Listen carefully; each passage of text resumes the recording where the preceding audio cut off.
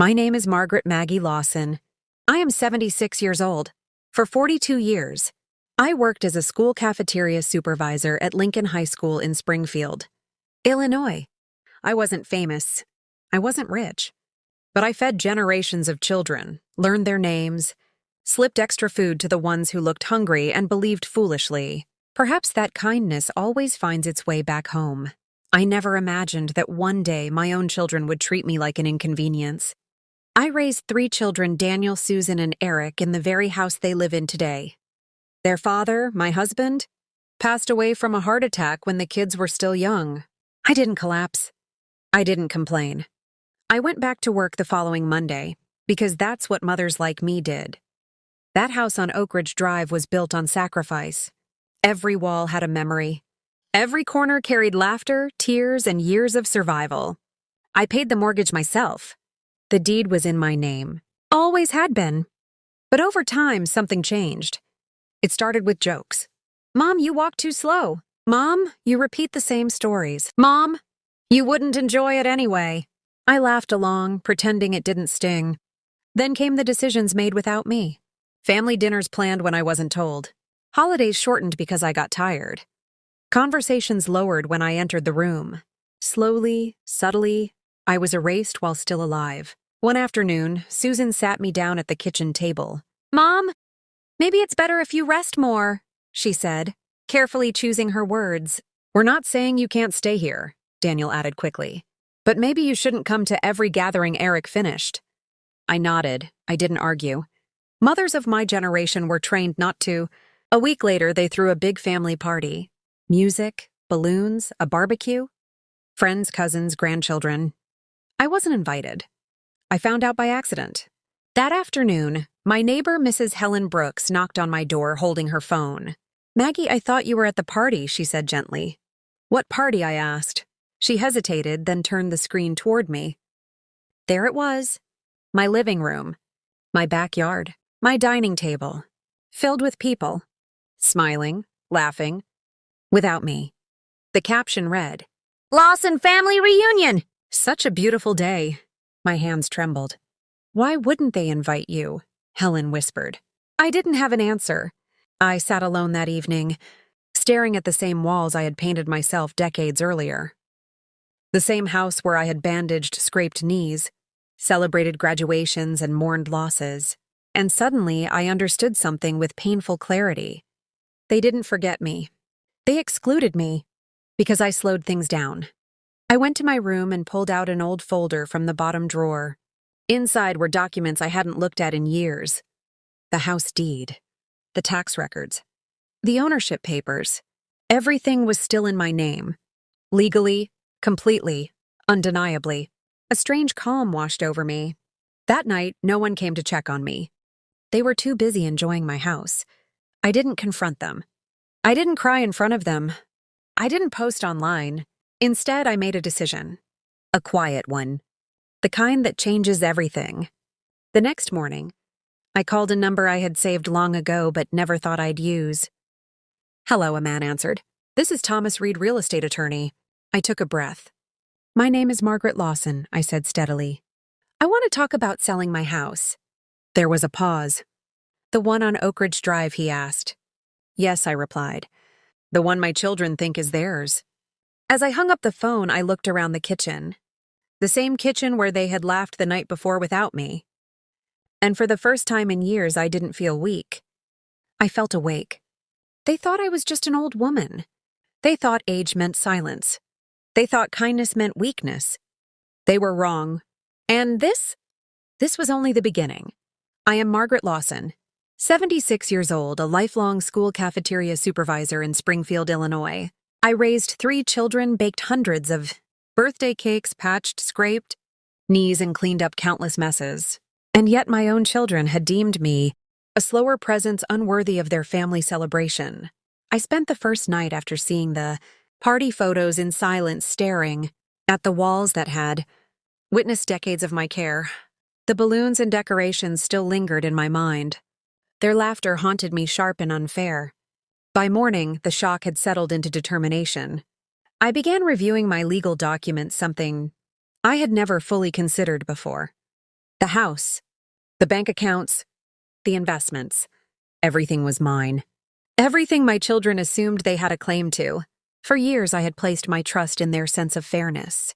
For years, I had hoped they would recognize all the sacrifices I made. That hope was gone. What replaced it was clarity.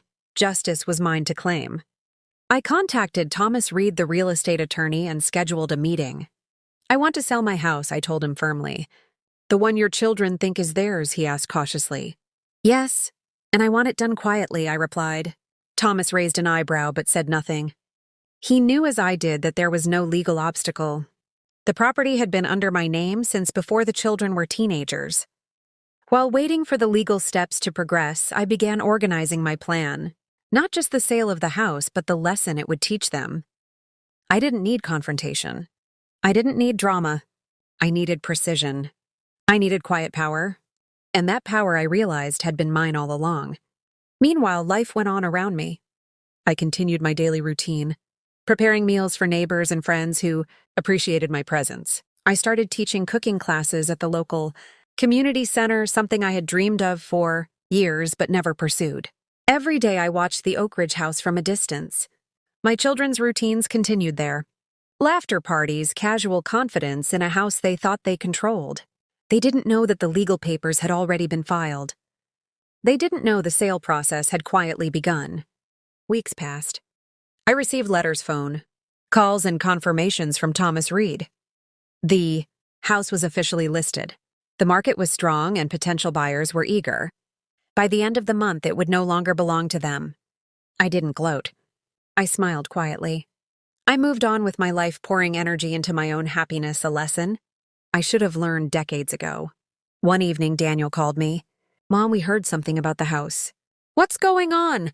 I paused. I felt no rush to answer. Yes, Daniel, I said calmly. It's officially for sale. There was silence on the other end. Then a shaky, you can't do that. It's our home. I let them stumble in confusion. Legally, Daniel, I continued, it's mine. And I've chosen to sell it. That's all you need to know. Click. Susan called the next day, voice trembling. Mom, please, we just wanted a family home. Can we talk? I listened but did not reply immediately. My heart surprisingly did not race. My anger, once sharp and consuming, had been replaced by calm resolve. You had your chance to invite me, Susan. You left me out of my own family celebrations. You laughed while I was ignored. I gave you everything and you gave me nothing. Her sobs echoed over the phone. I hung up gently. There was no satisfaction in cruelty, only the satisfaction of truth. During these weeks, I continued my personal growth. I joined a book club, attended art classes, and met new friends who truly valued my company. For the first time in years, I was living for myself, not for the approval of those who abandoned me. The Oak Ridge house was sold quietly to a family who had long admired the neighborhood. By the time my children realized the sale was complete, the deal was signed, the papers filed, and their home belonged to someone else entirely. When they finally saw the truth, the look on their faces was unforgettable. Shock, disbelief, regret all mingled into a single moment. Daniel tried to argue. Susan begged for mercy. Eric was silent, unsure how to confront the reality of his mother's independence. I watched them calm and composed. I'm sorry, I said softly. Not for selling the house, but for trusting that you would treat me with the respect I deserved. That trust is gone and it won't return. The lesson was clear. Love and care cannot be demanded. They must be earned. Neglect has consequences. In the weeks following, my life flourished. I traveled to small towns I had always wanted to visit, spent afternoons painting landscapes, and volunteered at the local library reading to children, sharing stories I had once quietly loved without expectation. I realized the most powerful revenge isn't anger. It isn't confrontation. It's living fully and reclaiming your own happiness. And so the Oak Ridge Drive incident became a memory, a lesson, a turning point. My children had thought they controlled my life. They had thought age would make me passive. They had thought laughter at my exclusion was harmless. They were wrong. I was Margaret Lawson, 76 years old. I worked for decades, raised 3 children, and was underestimated at every turn. But by the end, I had taken my life back quietly, firmly, and decisively. But I had learned a truth life teaches only in quiet, painful ways. Strength is calm, patience is sharp, and justice arrives when you are ready. I am Margaret Lawson, 76 years old, a lifelong cafeteria supervisor from Springfield, Illinois. My children, Daniel, Susan, and Eric, thought sending me out of my own home and excluding me from family celebrations would make me powerless. They were wrong. Weeks had passed since I sold the Oak Ridge Drive house. The paperwork was finalized, the sale complete. My children had discovered the truth too late. The house they assumed they would inherit was now someone else's property. The first to confront me was Daniel. He arrived at my small apartment, face pale, voice shaky. "Mom, we need to talk," he said, trying to mask panic with forced anger. I looked at him calmly, seated at my small kitchen table with a cup of tea. "About what, Daniel?" I asked softly. "The house, you sold it." "You can't do that." I smiled faintly. "Legally, I can." And I did. That house is mine. Always was. And it's gone because you treated it and me as if it belonged to you by default. Susan burst into tears, pleading, "Mom, please, we just wanted a family home. Can't we make this right?" I shook my head. "No, Susan. You made your choices years ago. You excluded me. You laughed while I was ignored. I gave you everything and you gave me nothing. Respect and care cannot be demanded. They must be earned." Eric, the youngest, remained silent. His hands fidgeted nervously. The weight of truth had hit all three of them at once. They tried to argue, begged, and even threatened. But I did not waver. I had spent years being underestimated, ignored, and belittled. Now I stood firm, not in anger, but in quiet authority.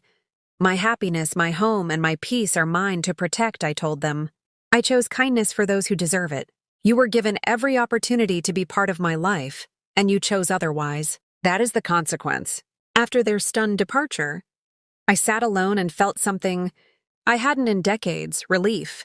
For too long, I had defined myself by their expectations. I had measured my worth by their love and approval. But now, I realized the most important validation comes from within. I had taken my life back.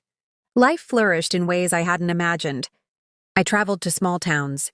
I had always dreamed of visiting, enrolled in painting classes, and volunteered at the local library reading to children. I shared my knowledge, my stories, and my experience without expectation. I built a new community of people who valued and respected me. Every day, I walked past the Oak Ridge Drive neighborhood and felt a quiet satisfaction. My children's laughter had once haunted me, but now it was replaced by my own peace, my own joy, my own life. Months later, word of the house sale reached the neighbors and a few family friends. Some were shocked. Some called it harsh. But I knew the truth. Love and care must be earned. Neglect and exclusion carry consequences.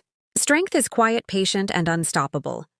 In my apartment, I hung pictures of my children as kids, of my husband, and of the countless students I had fed, taught, and nurtured. These memories were mine. My life's work, my love, and my care had not been erased, they had been reclaimed. And now my story became not just about the house, but about life itself.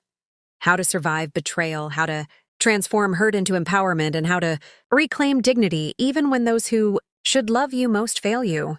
I often think of that party, the balloons, the laughter, the faces, of my children smiling in a home that was mine.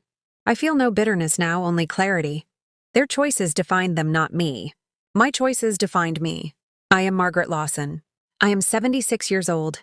I worked decades, raised 3 children, and was underestimated at every turn. But through patience, calm resolve, and quiet determination, I reclaimed my home, my dignity, and my happiness. YouTube-style ending. If Eleanor's story, or rather my story, touched your heart, remember, your worth is not measured by those who ignore you. Neglect has consequences. Strength comes from standing for yourself no matter your age. Like this video, subscribe to the channel, and hit the notification bell to follow more real-life stories of courage, justice, and empowerment. Share this story to remind someone that even betrayal can lead to strength.